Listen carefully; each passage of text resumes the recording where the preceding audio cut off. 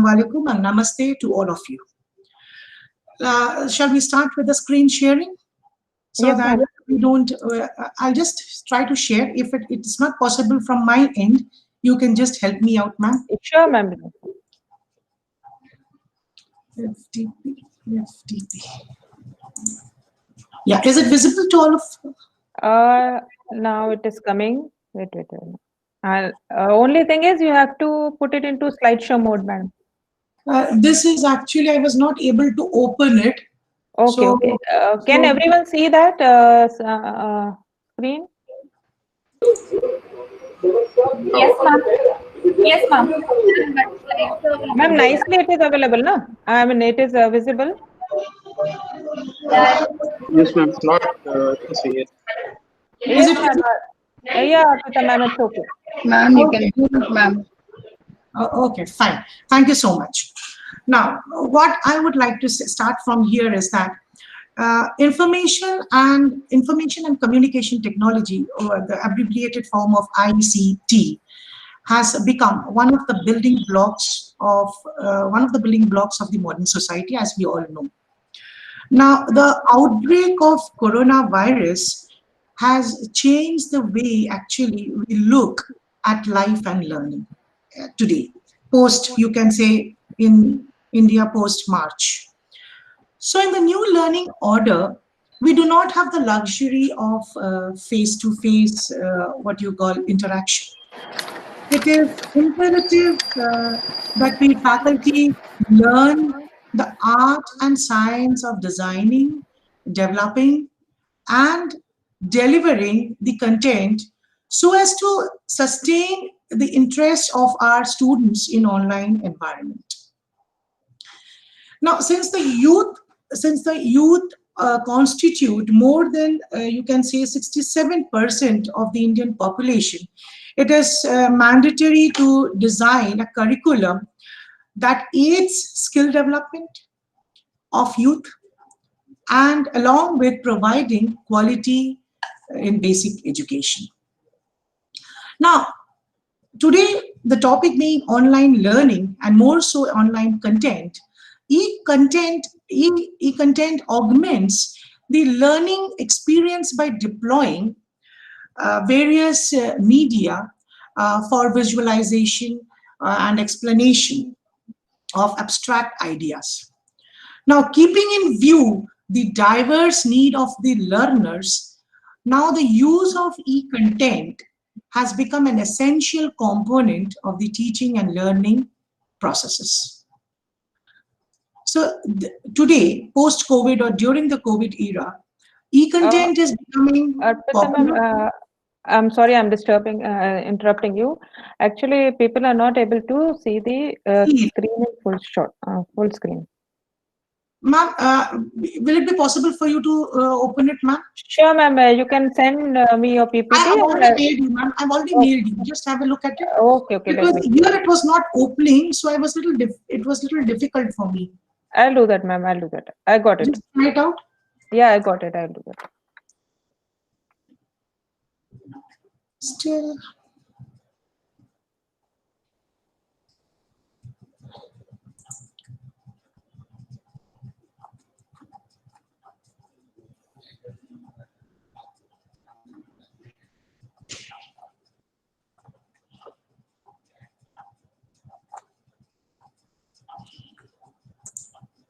Is it opening, ma'am? Yeah, I'm opening, ma'am. I'll do that.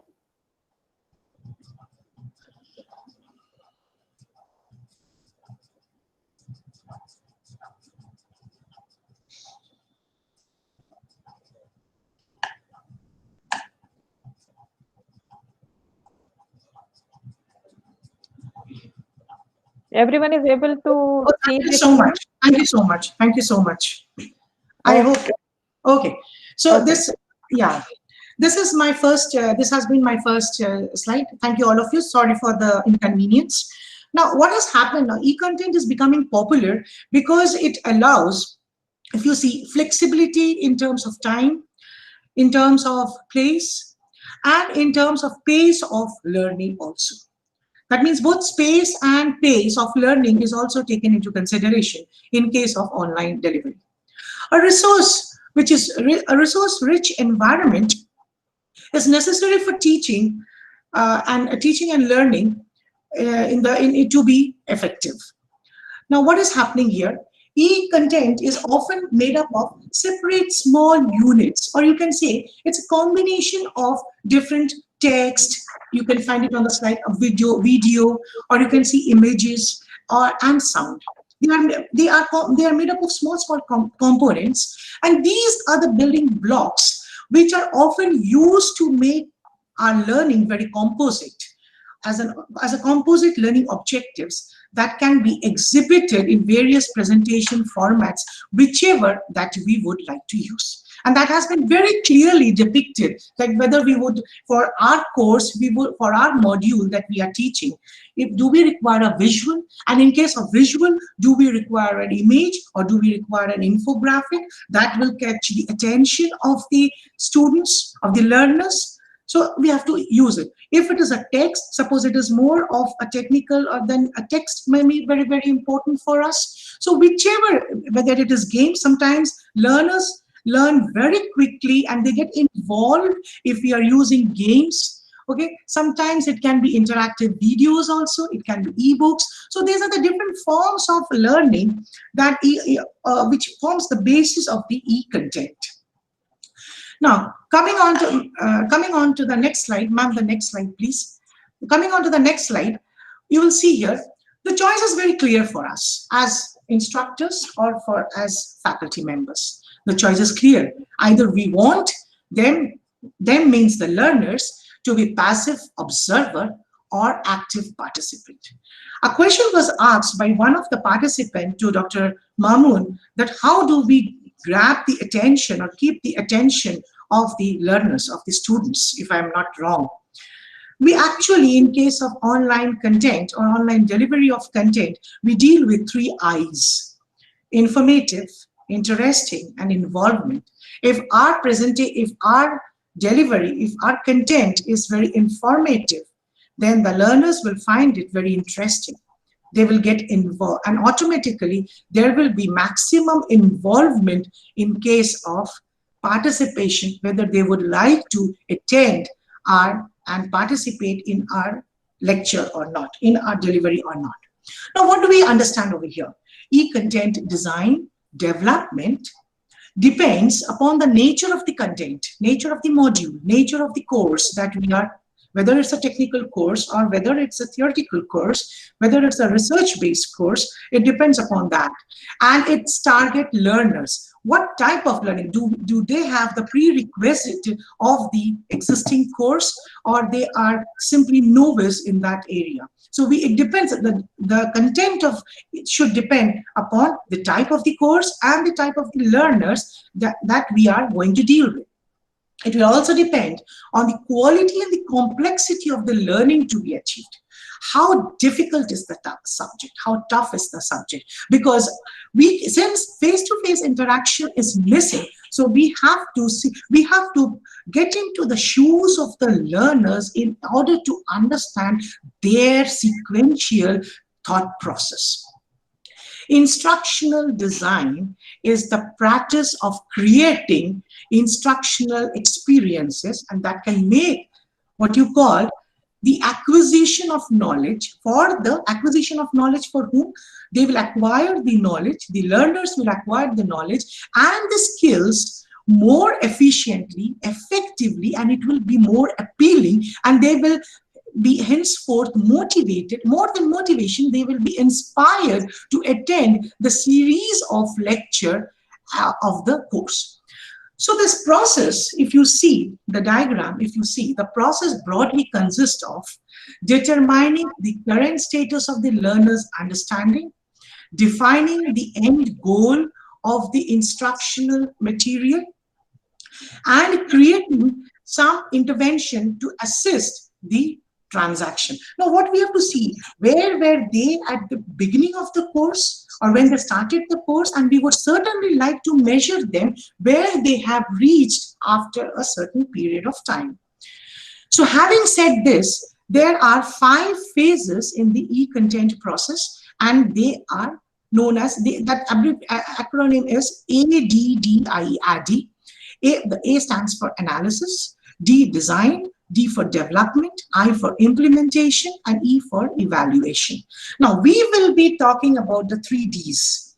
So what are the 3 Ds? The design phase, the first D, then the development phase, and then the next one, the implementation, which comes around as known as the delivery phase.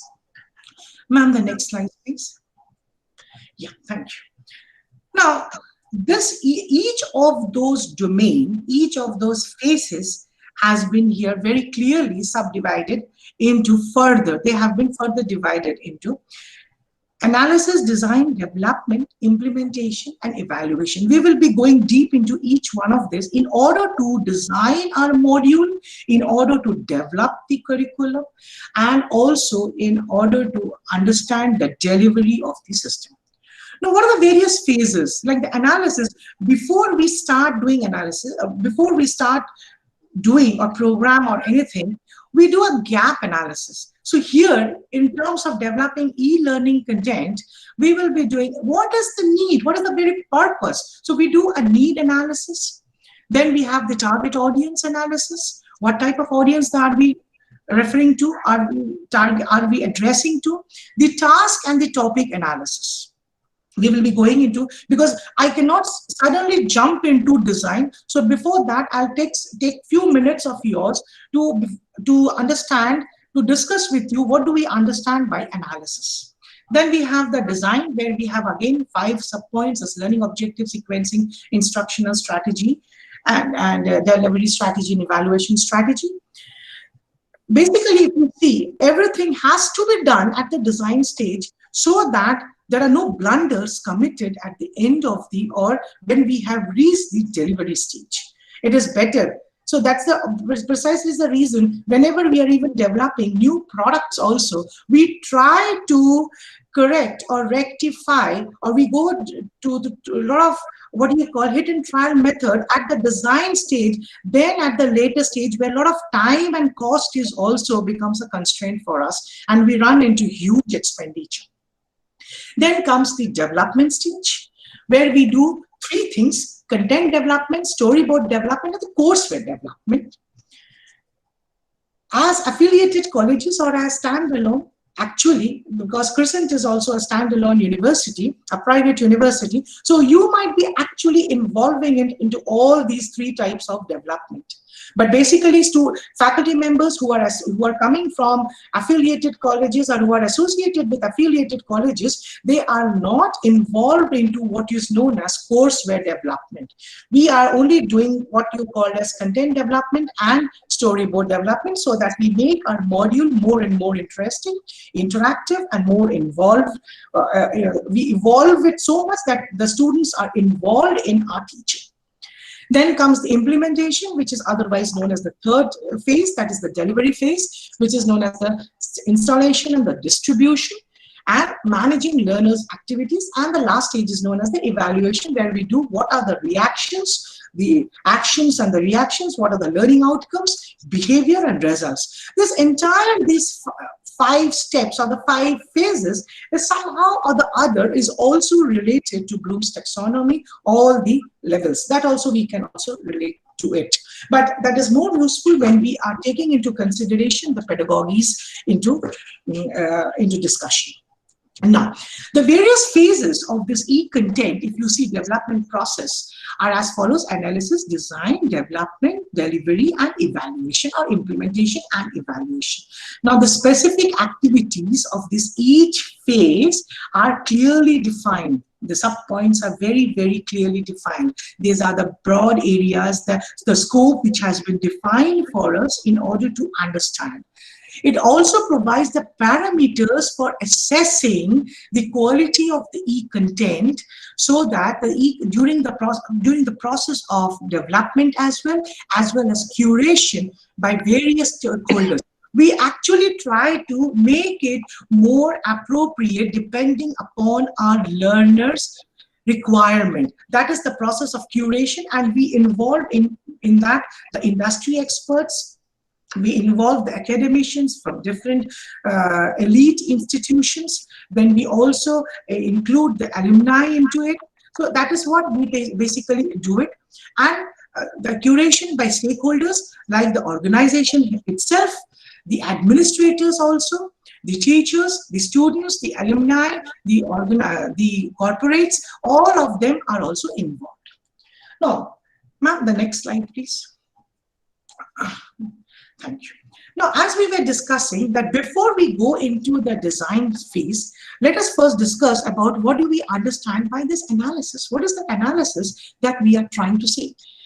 I've only broadly classified into 4 different points. Fill a gap in professional, to fill a gap in professional knowledge and skills. Segregate the learners into slow and advanced. Actually, segregate the learners into slow, average, and advanced learners. Analyze relevant tasks and topics. Effective solution in terms of time and cost. Because we have also understood the time and cost are the time, cost, and pace. These are the 3 basic important factors to be considered while developing the online content or the e-content. Now, when we are trying to understand this analysis, what we are trying to say, the instructor, we are the instructors, the instructor should know the primitives of the course, which learners have already been put through. That's the basic reason whenever a learner takes admission or seeks admission into our program, we ask them, what have been your basic education before you are taking, either you're taking admission into engineering, or you're taking admission into, say, advanced in MTech, or whether it is for MBA or for any master's course. What is their prerequisite? What is their basic qualification? That is what we try to understand. Now, to expand on that, what is that of the students are already aware of it, and what is it that they are expected to know? That's precisely the reason whenever a student or the learners are admitted into MBA course, for a 1 month, we carry, or 15 days, we carry an orientation program, or what you call a foundation level program, to bring all the learners into this common platform or into the same platform, so that what is true, that the students are already aware of it, and we get a good knowledge of it and what they are expected to know about it. Especially when the students come from different science and arts background to join into MBA course. Now, this allows an instructor to discover the knowledge gap so as to pitch the current, you can say the content very, very appropriately. Otherwise, once we lose the attention of the student, he will never be interested to participate and to attend our courses. Because one thing we should always remember, there is no face-to-face interaction that's happening. Second, segregate learners. As we are segregating the learners into slow, average, and advanced, so into advanced, that we are understanding which sort of students require more attention, that is the slow and the average learners, so that we give them more of tutorial classes. While I was being associated with Symbiosis University of Applied Sciences, we had a very good concept known as LTPS. That was known as lecture, tutorial, practical, and skill based. That means each of our course was divided into 15 classes of lecture. Only 15 lecture classes will be taken, and then we used to divide it into practical and skills more. We used to send them, and then tutorial was based on who are the slow learners and who are the average learners, because advanced learners were finding it very boring to attend the classes. So they were given little bit tasks which were related to little bit higher end. Now, when we're talking about tasks, the next point says that analyze relevant tasks and topics. Now, once we have segregated the students into slow, into average, and advanced learners, tasks motivate the students to learn the content. That means relevant tasks have to be identified to engage the students.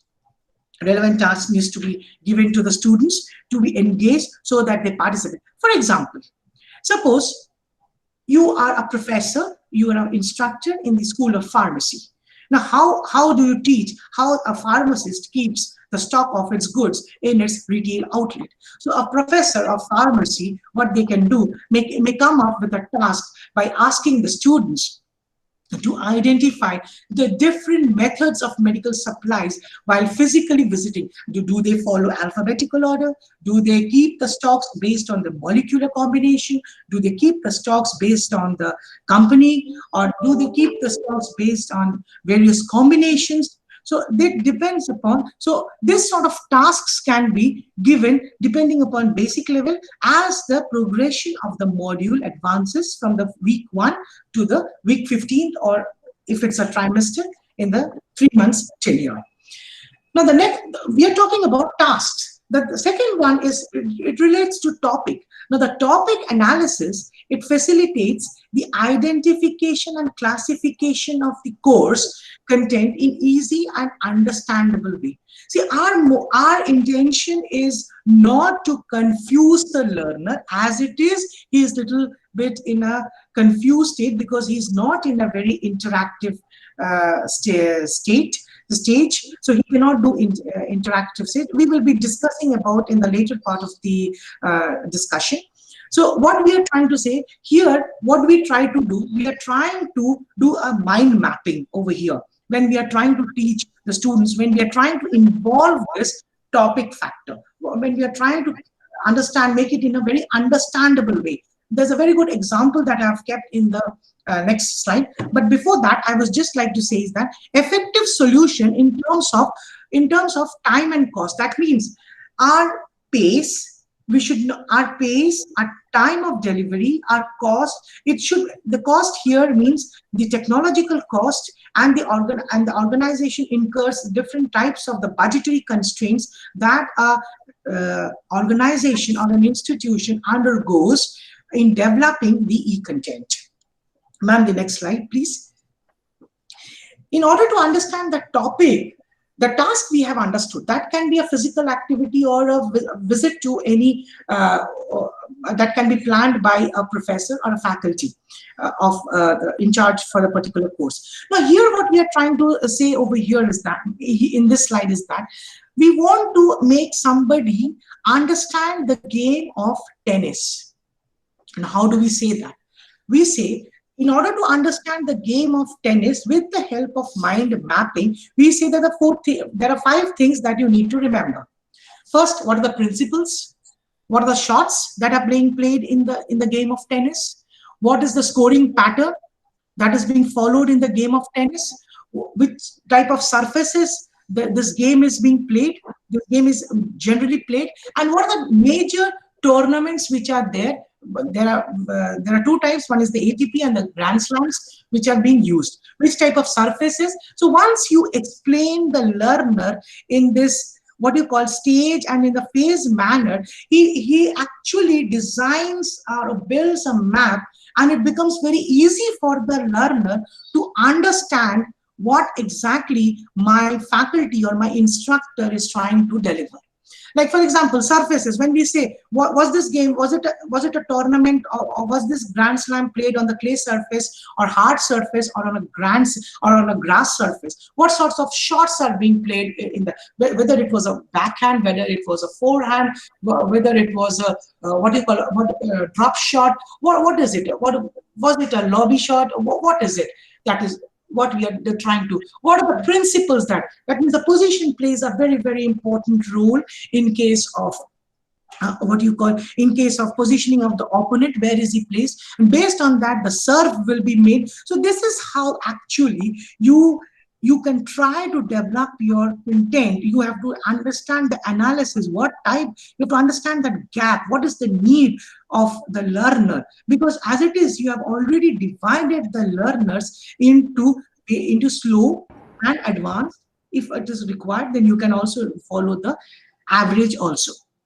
Average. So this basically gives you and the learners a brief, a picture of how the game of tennis, and similarly you can do it for every module, for every course that you teach at the beginning of, on the very first day, while you are discussing the content, the flow of the content of your course, when you are talking about the assessment of the course, and when you are talking how we are going to travel the path of this course. Ma'am, the next slide, please.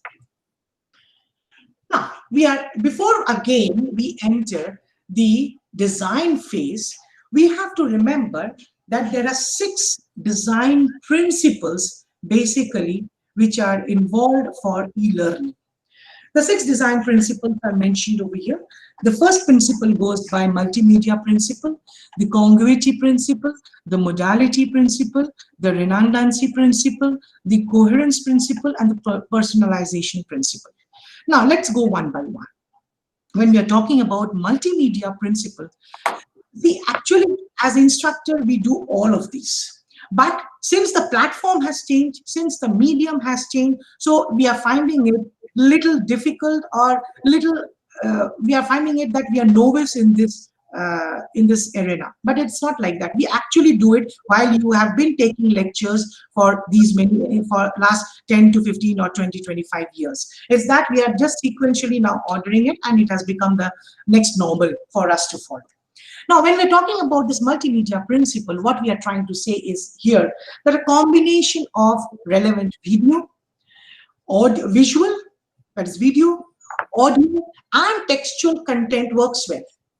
Nothing, however, the most effective pairing is visual and audio together.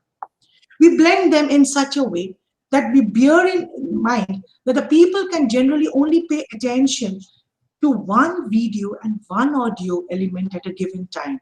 We forget. You might have tried it with your own also, with yourself also, that at one time we are able to only follow one video and one audio. So let us try to keep it simple. Let us always try to follow the principle of KISS. Keep it simple and straight, the KISS strategy. When we're talking about the contiguity principle, what we're trying to say in the second principle is that because e-learning often takes place with a scrollable interface, we are continuously scrolling the data, and we are the one which has gone is not able to be visible at the current position. The text graphic alignment, the easier it is for users. That means we have to use very, very simple text so that they can find the relationship between each element that was covered in the past and that is now being covered now. The psychology behind this principle is that the less space there is between an image and a description, the less work it becomes, the lesser is the burden in the minds of the learners. They don't have to put too much of stress on their mind. What does this modality principle talks about? The modality principle says the way you present information should be dependent how complex the information is.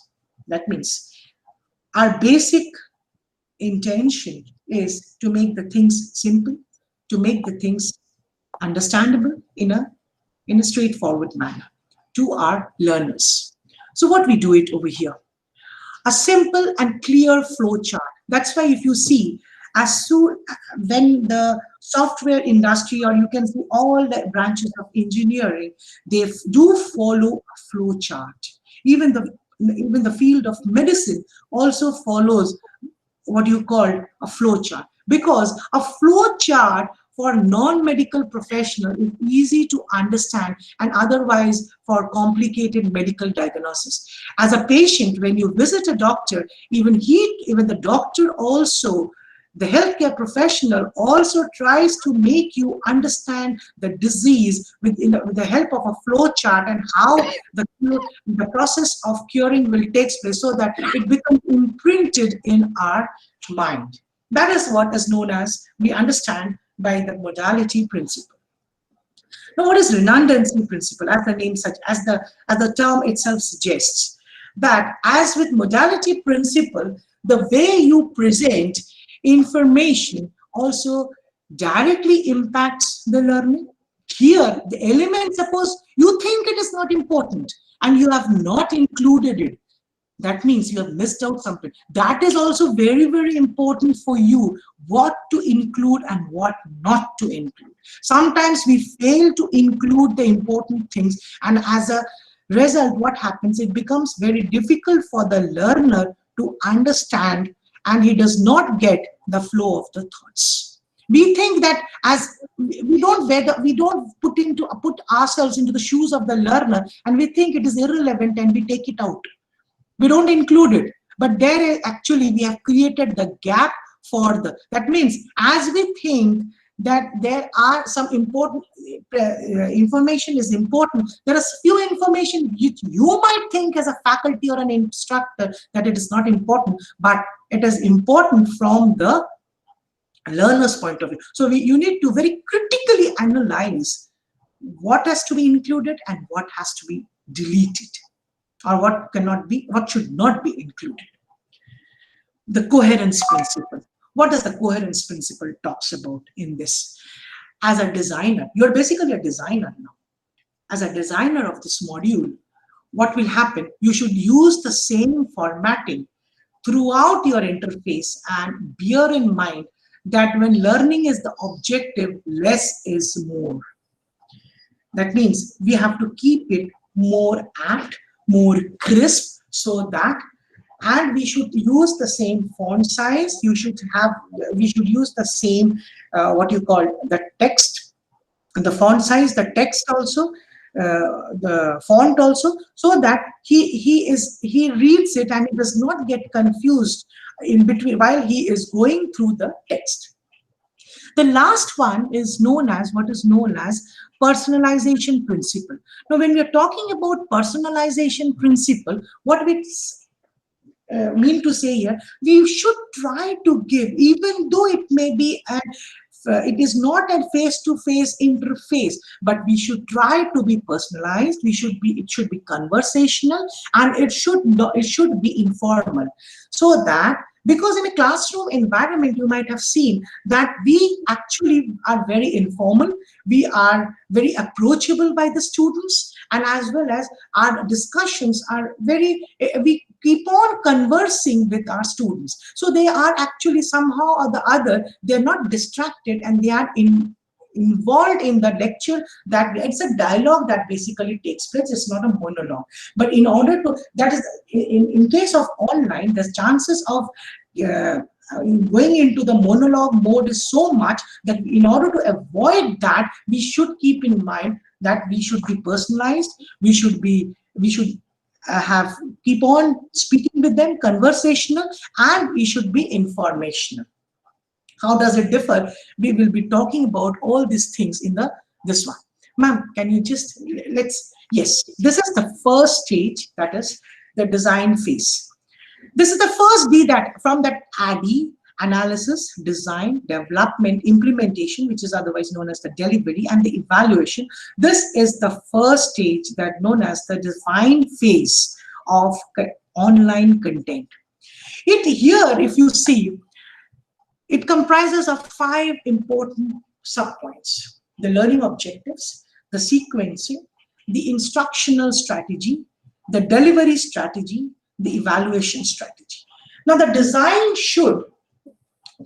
design should balance between engagement. We are engaging the learners. We are trying to engage the learners. We are expression and action. What is the type of expression that we are giving? How important? And what is the action that is required? And we are also delivering from our end.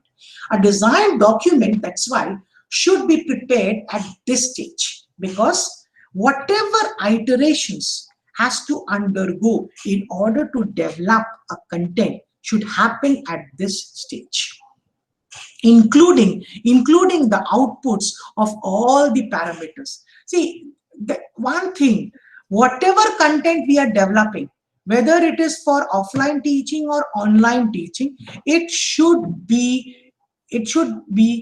measurable. It should be quantifiable. There should be metrics to quantify it. It means how we should be able to know how good is good and how bad is bad.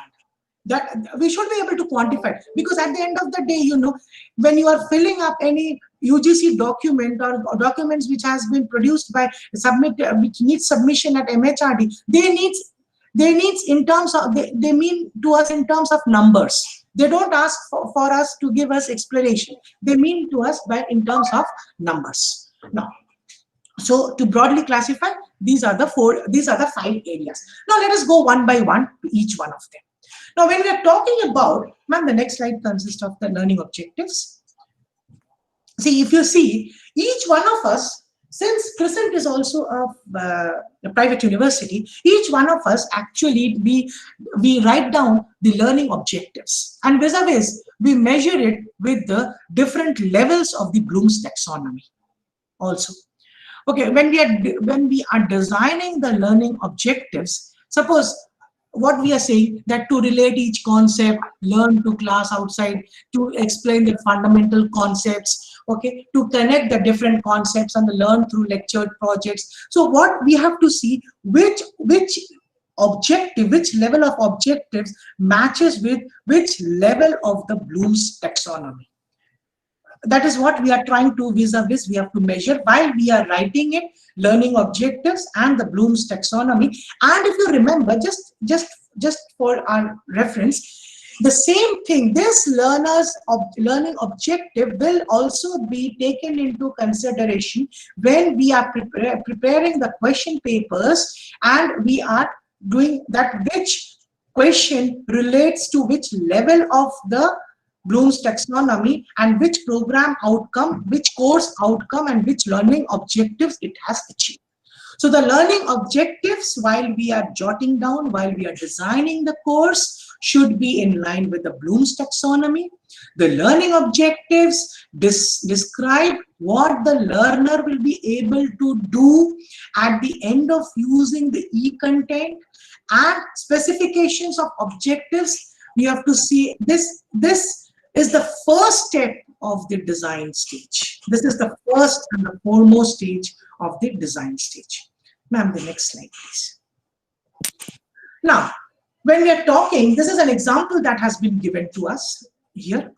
Now, when we are talking about here, we have to see that as we design the learning objectives, this is an example of a dashboard has been given, has been depicted over here, which requires, which is a design effective reports for the decision makers, how the decision makers actually, they do how sequentially they arrive at a decision. What is the sequence that they follow? In the first order, you see that for every decision to be effective, we see the we should meet the communication. The very purpose of communication should be met.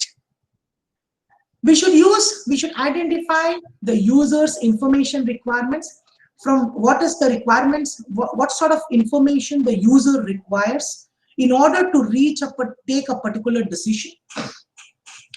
Construct a logical and persuasive message, then choose a report format according to that. That means we cannot be a report that is to conduct a lab experiment or to conduct a general body meeting will not be the similar as we do a report of how a particular event has taken place. So each has got a different report format for whether we need this sort of activity or this sort of events again to happen in the future.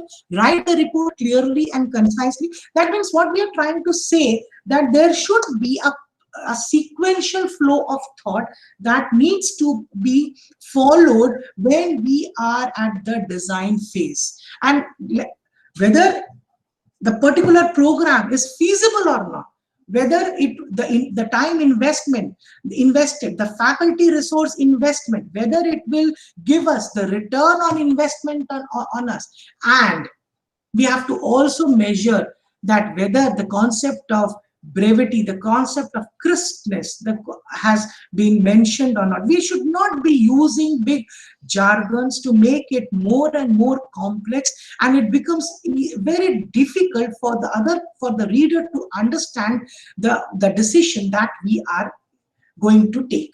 And even the decision makers also cannot arrive at a decision very effectively. So what we are trying to say is that through the second point, sequencing is the logical flow of content to build on the previous learning. That means what the feedback, that the analysis that we have done it with the help of our students at the need analysis stage, at the analysis stage, okay, at this stage, that is the first A stage, that has to be what has been their previous learning. Based on that, we will be designing our learning objectives. A proper order of learning elements makes it easier for even slow learners, because see, our intention is not to focus only on the advanced learners. We have to bring the slow and the average learners, if not completely at par with the advanced learners, but to some extent with the advanced learners, so that they see, at the end of the day, institution gets admission if there is employability is achieved or not. So that is the next stage. Okay, so and this is how we are trying to do it. Now in the next slide you will see, ma'am, the next slide please, the third point, the instructional methods. We actually have been using more or less all of them in our offline teaching as faculty members. We have been using presentations, we have been using case studies, we have been doing role plays, we have been doing simulations. But what is mentioned over here is that the instruction methods are broadly divided into three categories: the expositive methods, the application methods, the collaborative methods.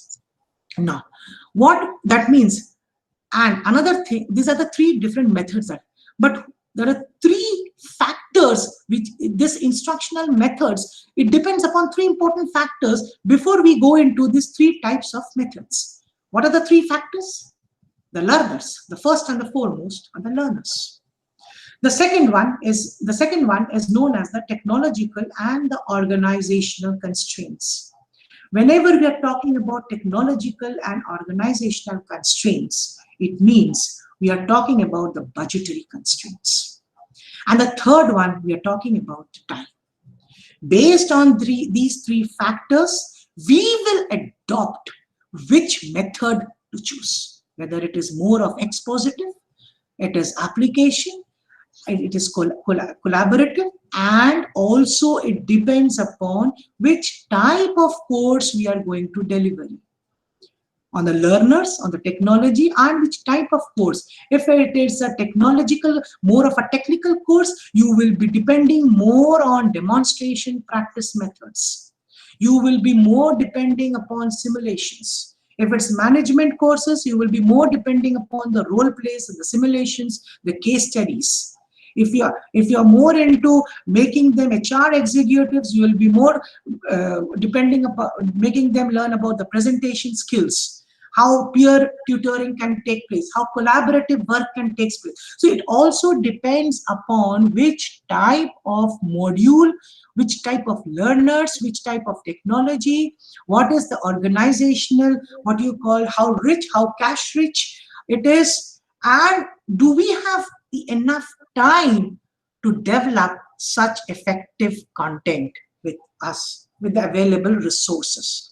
Now, under expositive method, an instructor delivers the knowledge on a given topic, which can be complemented with tests, if you have seen it, with tests and exercises, which can evaluate the learner's understanding. Basically, when we are using these expositive methods, we are only talking about the first two levels of the Bloom's taxonomy, the knowledge and understanding of that levels.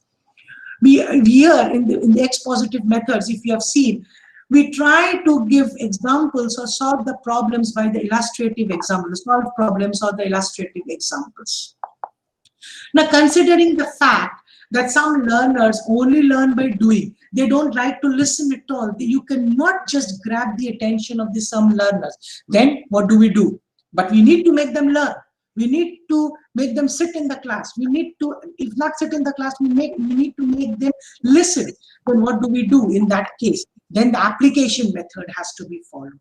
When the application method has to be followed, if you have seen in the last 3 months that how Sachin Tendulkar has been demonstrating how the washing of the hands has to be done effectively.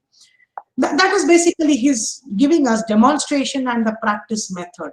Or some of you who might be having young kids at home, the children like to watch that Maddie show where that person actually Yugal Jaiswal or somebody, actually he is playing with the colors. So that is how actually we are involving the learners to participate, and by doing, they do it. Even Sanjeev Kapoor also, the chef, he also does the same thing. By demonstrating, by practicing, he makes even a person who does not want to do cooking also, he makes them learn cooking. So if the nature of the subject, the third case, if the nature of the subject is such that the active interaction between the facilitator and the learning is required, a lot of discussions are required, then what do we go? We go for the collaborative methods, where we say technical support. Majority of us might have faced some of the other problems during this entire period of lockdown also, where even the aquaguard mechanic or say the washing machine mechanic was unable to what you call attend the shows. Then what they have done,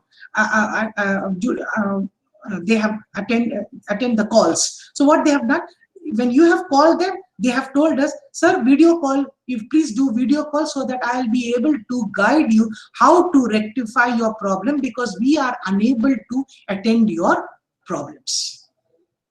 Ma'am, the next one. Now we go to the delivery methods. Now there are a combination of delivery methods can be adopted after we have designed the learning objectives, after we have done the sequencing of our thought process. Then we have chosen which case study has to be there, or presentations has to be there, or what has to be there. We have chosen all these things, and then we go for the delivery methods over here. The choice of the delivery methods again depends upon the type of the content.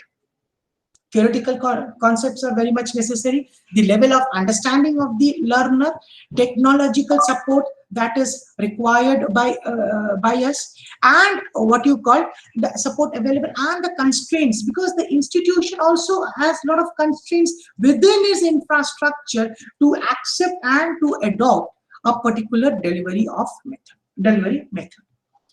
Ma'am, the next one, please. Yes, thank you. Now, this is the last stage of the design phase. Now, what we are trying to say it over here is that the establish, it can consider 3 stages, 3 points over here. Establish the purpose of the evaluation. Now, what are you trying to measure? See, we have already understood that every content that we are developing has to be quantified. Some of the other metrics has to be put into it.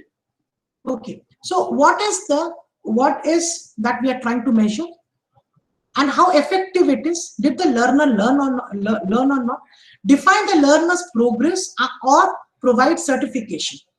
Like these days, all of us might be attending a lot of FDPs, and the FDP, all the people might have put a constraint. If you are not achieving 40% in your quiz, and if you are not achieving 80% of your assignments, if you are not submitting, and if you are not giving the feedbacks of each of your training session that you are attending, you might not get a certificate, even though you have paid the fees. So these are the different ways you are actually putting the learner, so that he puts there's complete involvement of the learner in order to evaluate its progress, and we can also know study the progress of the learner, and at the end provide a certificate.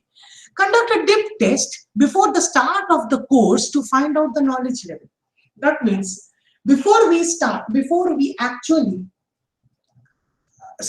design a program, we would always like to know the test audience, like at what level are we addressing, and where do we want to take our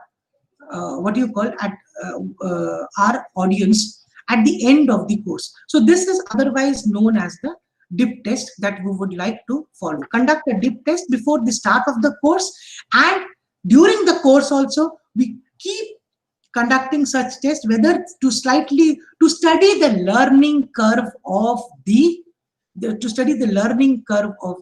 learners. That is these are the three most important points. So because in virtual classrooms, what happens in virtual classrooms, there are constraints such as there's no eye contact, there are shorter attention span, and developers of this contents, that's why, needs to stay focused to grab the attention. Our biggest challenge as instructors or as faculty members is to grab the attention of the learners. We might have all of us might have done all these things and we might have practiced it, but still you will see this will become online delivery of content will become the biggest challenge, because we are not in a face-to-face interaction with with our learners or with our participants. The next slide. This is the second stage that we are entering over here. Now, in this case, as we have discussed, that in this case, the content development, the storyboard development, and of course, as a private university, even you can do the courseware development also. Now, when we are talking about this, the develop phase actually builds on both. It is built upon how? It is built upon the first stage, that is the analysis, and the design stage, design phases. Because the analysis phase actually does the gap analysis or the need analysis. Now, the purpose of this phase is to generate the lesson plans. All of us generate the lesson plans and the lesson materials. But during this phase, the instructor, what they have to do is that they will develop the instruction. In this phase, see, let us not forget, we have prepared lesson plans, we have prepared lesson materials, but these were all for face-to-face, and these were all for interactive, face-to-face interactive sessions, not online. Those were all offline. But in this case, media comes into picture, and all media that will be used in this instruction will be in this development stage. And any support documentation. See, what we have to understand is that we have to always wear the shoes of our learner to develop the content also. Instructor will build all materials, okay, all media materials, because some media materials might be accepted by a specific set of learners, some media might not be accepted by. So some people might like graphics, some people might like animation, some people might like illustrations, scenarios, video, audio. So that is the forms of the content. Remember the first slide that we have seen. So which form? So we have to use neither too much, neither make it too cumbersome, nor use too less of the different forms of the content to make our content development very, very interesting and informative also at the same time. Now, when we are talking about this one, the next stage, the development. Ma'am, the next slide, please. Then I can be able to. Yeah. See, in case the development process, while you're developing the content development, it has got three stages: the content development, the storyboard development, and the courseware development. Now, in case of the content development, what are the, see, every organization, if you have gone through the material of IGNOU or any distance learning education institution, you will see, whether it is in case of Narsi Monji, whether it is case of Ambedkar Open University, whether it is in case of IGNOU, whatever, they have a specific template.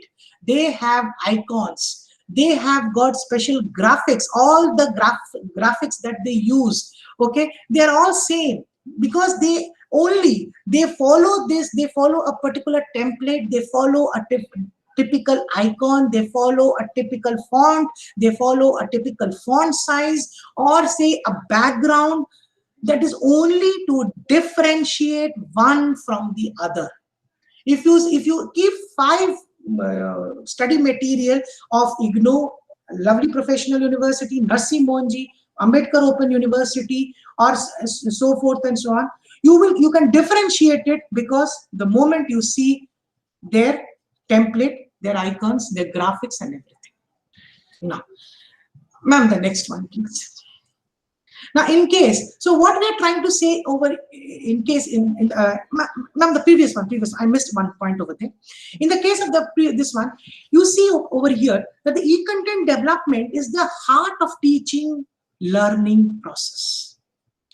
That becomes the heart, because although the content development plays a key role in the e-learning process, but it is undoubtedly not an easy job. It is not an easy process. It is a very, maybe it is the toughest one, because design and vis-a-vis, you have to think what is happening here. It requires expert knowledge. In the subject area, that means subject area expertise, subject matter expertise are also required over here. Patience in creating the necessary objects that may be of good quality, and high sense of creativity, so that people, when they're reading, and when as an instructor you're not in front of them to facilitate and to make their learning easy, the topic should be covered as a whole for them.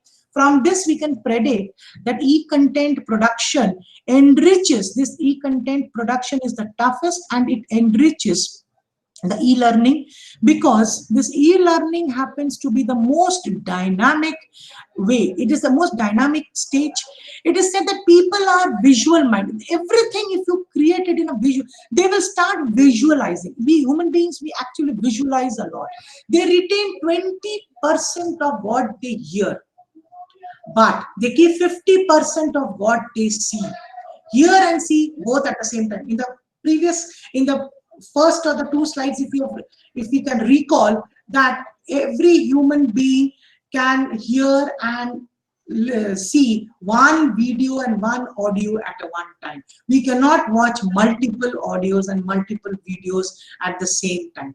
And 100% of what they hear and what they see, they do actually. That means what they do, and this is what e-contents are actually poised to do, and e-content makes that, and they're intended to do also at the same time. Ma'am, now the next slide, please. Now, when we are talking about the story development board, what we are trying to say over here, this is a small example which has been given over here, that a particular organization wants to bring about change management. Okay, now in case of story, what we are trying to put over here, a storyboard is what with the help of animations, okay, and more of diagrams. Together, these diagrams, they make a business process. We are trying to see it in this slide also, and this eventually it is supposed to complete a work with the help of a story that is being created with a story which is facilitated with the help of animations. Now, this also becomes a part of the design process. Design development process is basically depends upon the analysis phase and the design phase, and it can be used to consider the user experience at different stages or for different designs also. Now, storyboard, what they're trying to state over here, it is just a sketch that can be used as a valuable tool, as a visual tool. Here, suppose an organization wants to bring about a change. So, what all things they need to consider to bring about the change? They have considered vision of the organization. What basically motivates the entire staff and the employees of the organizations to come on board? What is that motivating factor? What is, if based on the previous two, what is that competency level that is involved, and what are the resources available within that organization, which together they say, yes, we can bring about that change, and then they go for the plan. We know how to do it and when to do it, and ultimately it results in the success of bringing about that change within that organization. So in this way, if an organization also can help in building with the help of a storyboard, can bring about a big change, In the same way, we have to also bring about changes by bringing about more of animations in our online content. Ma'am, then next, the last stage, that is the delivery stage. Here is the main. Today we are actually facing challenge in this phase. That is the delivery phase. We are talking about here synchronous and asynchronous. Now, what does that mean? What are we trying to understand from here? In the delivery phase, piloting is done to ensure that the learner is able to use and spend quality time and gain quality information from the online content that is being delivered. Now, how does it happen? Today's workforce, if you see, is expected to be highly educated. And the most important thing is that the employability factor should be more highly educated, and they need to continuously, because there is an ocean of information, free information that is available to us, and we need to improve our skills and acquire new ones by engaging in the lifelong learning. Now, how does this e-learning helps us? That is what we have to see. Because henceforth, if you see post-COVID, before COVID and after COVID, it's only going to be online that is going to stay. So what do we need to do in order to elevate our level of delivery?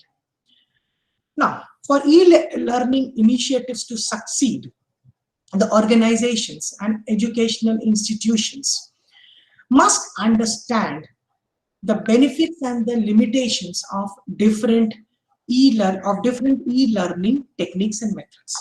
Basically, there are two types that we are talking about over here. That is the synchronous and the asynchronous. Two basic types. Now, until recently, we used to all e-learning initiatives mainly was asynchronous. Now, when we are talking about asynchronous means for teaching and learning. That means recent improvements in the technology and increasing. Now we are moving from asynchronous to synchronous. So let us try to understand these words. What does these two words mean? Any learning tool that is in real time, such as instant messaging, that allows students and teachers to ask. Basically, what we are doing today is synchronous. Now it is asynchronous, synchronous that will be happening when we answer the questions. When we go into a discussion, we are actually into real time instant messaging that allows the students and the teachers to ask and answer questions immediately. Is synchronous rather than learning at their own space. edX, Coursera are all asynchronous.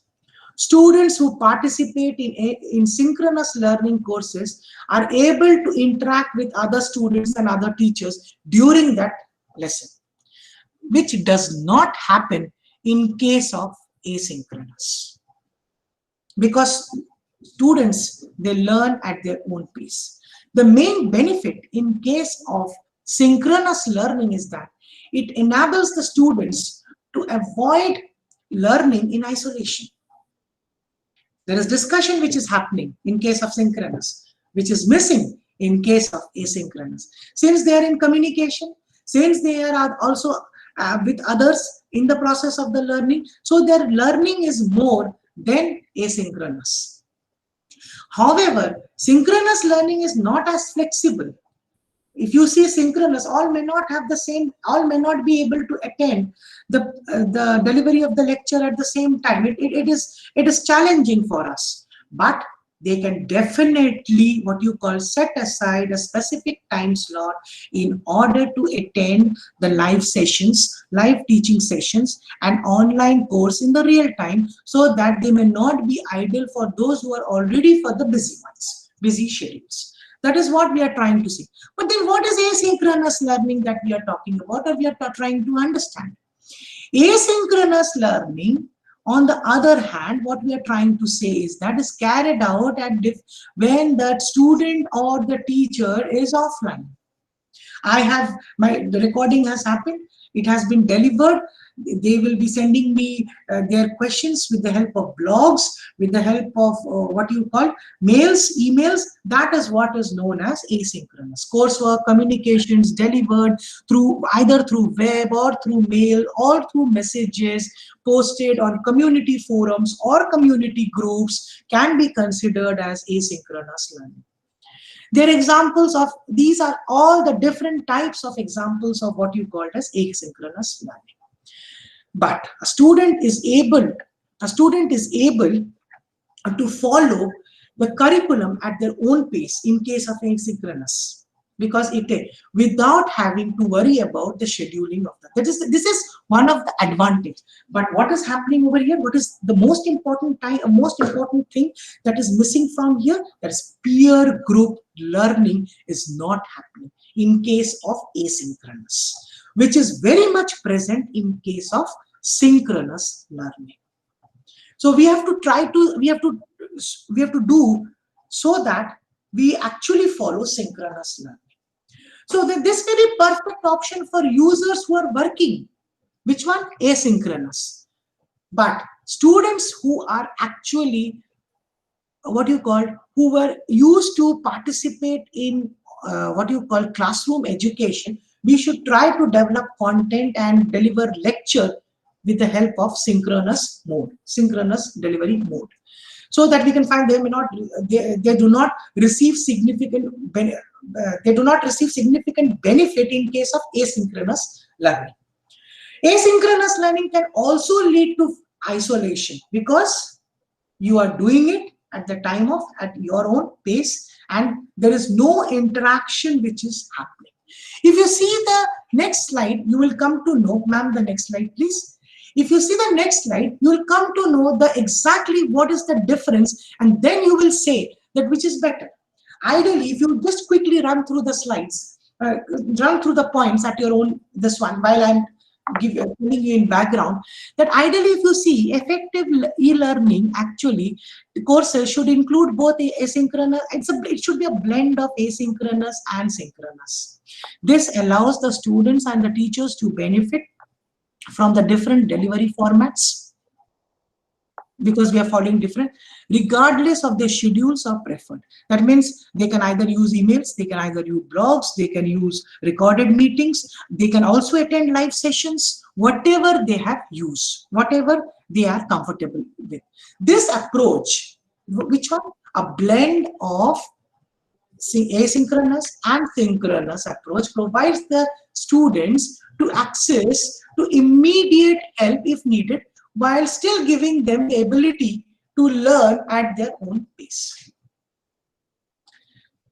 This is what, if you see, involves teachers with the fellow learners, students at their own, what we have been discussing, this has been given in the form of differences. Ma'am, the next slide, please. Now, what are the important elements? What are the important elements of online learning course that we need to consider? Consistent instructor presence. The value of feedback is very, very important. What sort of a learning management system we are using?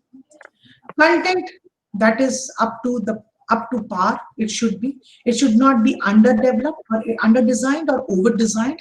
It should match to the design expectancy of the attitude of our learners. It should be tested, well tested, before we actually launch them. And every learning outcome should have online tests and quizzes. This online test and quiz actually keeps the learner, keeps the learner active and involved, because they know these tests and quizzes will add up to the marks at the end, which will be taken at the end for evaluation purpose at the end of the course. Now, when we are talking about consistent instructor presence, the value of the feedback, what is this? So that we develop a valuable relationship with the learner over here. That is the meaning of the first point. That is the takeaway point of the first point. When we are talking about streamlined and well-designed LMS, what we are talking, that means any LMS system that we adopt, that our institution adopt, it will ensure that those tools are well accepted and they are hassle-free, and then its users, and it can be well used. They do not have too much of technical hitches. When we are talking about content that is up to par, that means the content should not be under-designed and it should not be too verbose. It should be easily understandable, so that the learner is able to understand the learning objective, and then only we can meet the learning outcome of the course. Because if he again goes for further study, this particular course becomes the prerequisite of the successive course. When we are talking about online tests and quizzes, it is only to retain the attention. They keep them involved, and we give them necessary information and make it more and more interesting, make them 100% participate in our online content delivery. Ma'am, the last slide, please. Yes. File formats these are the different formats we have been using. Each one of us know what to use. Text, in the form of text, we either use PDF or we use the doc file. Okay, we may use infographics, and infographics, if they are dynamic, the retention becomes much more easier for us. For the learners also, they retain in their mind too much to a greater extent. They don't tend to forget it also. Then audio, we should make them audio. This one, keep adding audio as and when required. We should add video as and when. So that's the only reason we always say management education can be best taught at times with the help of video or with the help of few movies also, clippets of the movies also. Spreadsheet in today's era has occupied a very important place, because today the world is ruled by analytics, and there should be interactives. There should be interactives. We do it with the help of Java and HTML packages, or what you call applications. So these are the different file formats that we generally use in order to form our e-content. So with this we come to the end of online design, development and delivery of e-content. I hope I have satisfied. I have tried my best to answer the queries. Shall we take questions, ma'am? Yeah, no problem at all. If the participants are, and I'll try my best. I'm not an expert. I'm also learning, as all of us, because it has come to a surprise for all of us. COVID has actually put up in this situation. COVID has put all of us in test. You can type your question. How to clarify the consistent data? How to clarify the consistency of the data in terms of in e-content? In terms of e-content, you can unmute and also ask me questions, ma'am, rather than, because sometimes we don't actually. Ma'am, next question is very clear, ma'am. Consistent data means what? We should always see that we are not moving away from the learning objectives. See, all of us, you are a NAAC accredited, you are an ISQ gauge, platinum graded organization. Okay. See, you have all done that program outcome. Program outcome is there, then course outcome is there, then learning objectives, and then learning outcome. So we have to see that we are somehow not drifting away from the program objective and program outcome, and we have to see that, and that's precisely the reason that we are bringing in different stakeholders, whether it is alumni or whether it is the industry experts, whether it is the subject matter experts from different elite institutions, or or our own students also, because we do, at the end of the day, we should not forget who are our learning consumers, and are we trying to achieve or attain their objectives or not. I hope I'm able to. How from inconsistent data during T, it went away. Let me open the chat. Ma'am, I'll read out for you. How to clarify the consistent data from inconsistent data during teaching learning process by online mode.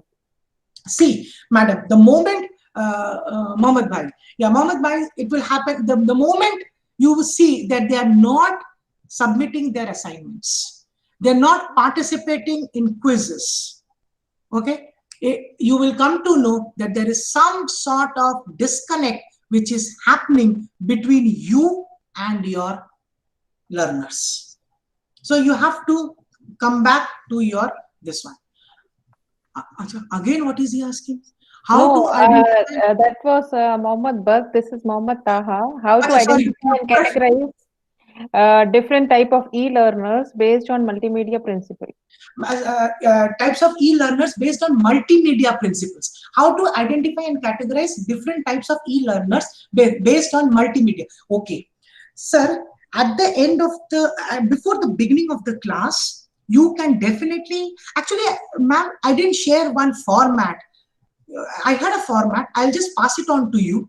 You can share it with, that's a PDF document. That's a wonderful one, which we distribute among all the learners, which mode of multimedia they wanted in their program or they're most comfortable with. So then what happens if there are 50 students or 60 students in a class, if they have all said that we want a particular multimedia, we want visual, we want audio, we want a mix of both, we want more of this one, Adobe, this one. So we come to know, and then we can design. I'll share that PDF. I did not, sure, I wanted to put it in a hyperlink. I didn't do that. I'm very sorry for that. There is a particular, almost 30 questions to be answered by the student, and a similar 30 questions to be answered by the faculty for a particular module. What type of what you call multimedia, or what type of mode, or what you call tool that you would like to use in order to design your content. Yes. Hello. Yeah, Vigesh. Yeah, madam, in the first starting form, I'm Adityan. I teach German language. My doubt is like form of e-content. In the first form, yes, in that one, I saw the simulation and immersive content. Yeah. So like how to simulate, like, you know, for I'm a language teacher, like how I can use it actually. Because I Simulation. don't understand if you speak German with me, as simple as that. But you have to give them, you have to create them as a, so you can do it in this way. Simulation is basically what? You are trying to create an artificial situation for the students. Am I right? Like role play? Role play is actually, role play is different. Role play is you are telling a particular student to play a role of a manager. This is you're creating a situation. Situation is different from the role play. Role play means it hits to, or it points to a particular individual, and situation is the bigger scope of it. So you can say, if this is a situation, you have got a seat in a German university and you land up over there, you have learned German, and how do you actually overcome that language, overcome that situation when you do not know that language in a fluent way? You can create that sort of a simulation activity. Yes. So what will you speak? How will you, with limited knowledge of German, what will you speak? How will you manage to overcome that challenge? You can create this sort of situations. Yes. We did this in our institution also. And another one, immersive content. You have used augmented reality and virtual reality. Is there any scope now? Sir, it's all hidden trial method that is going on, sir. We are all learners, I am telling you, because our students till now are not able to accept the fact that they won't be sitting in the classroom. If you have seen, lot of obstacle, lot of hindrances is going on, is being put forth even to conduct online exam also. So No, I would like to use it actually. The passage No, of time only, sir, we can be able to solve No, this, sir. Definitely. Actually, my question is like, is there any software or any website link where I could use it actually? That's my question actually. Augmented Sir, reality. in the recent past, say a month ago, actually we were seeing different, we were taking the demo presentations of different learning management software companies.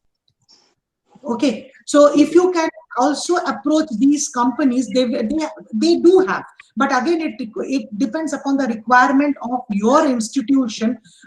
This tool will be used in which all purposes, because exclusively for your only for one domain may not be feasible. That is the reason I told you time, technology, organizational, and cost. These are the most important constraints in today's online era.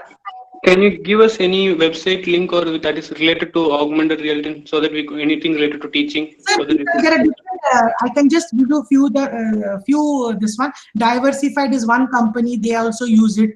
They also had given us a presentation on this, because we had opted for Diversified. Then there are different, I can see you, because we had used Diversified. I can give you that name. Yeah, please.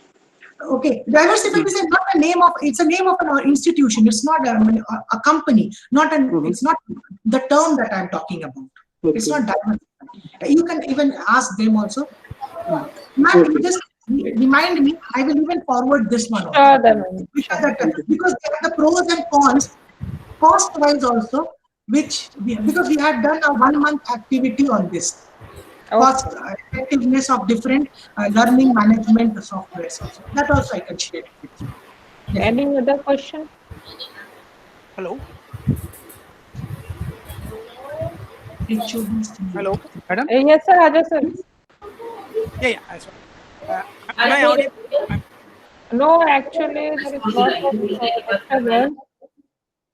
Am I audible? Ajay, sir, no, you are not clear. Can you type your question? Yeah, is it now audible? Hello.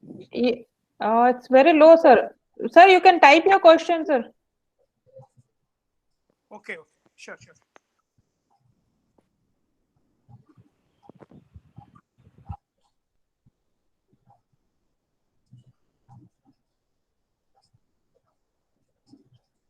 Next session we will start at 2:15.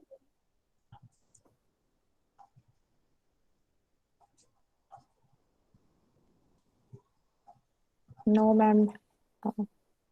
Any other questions?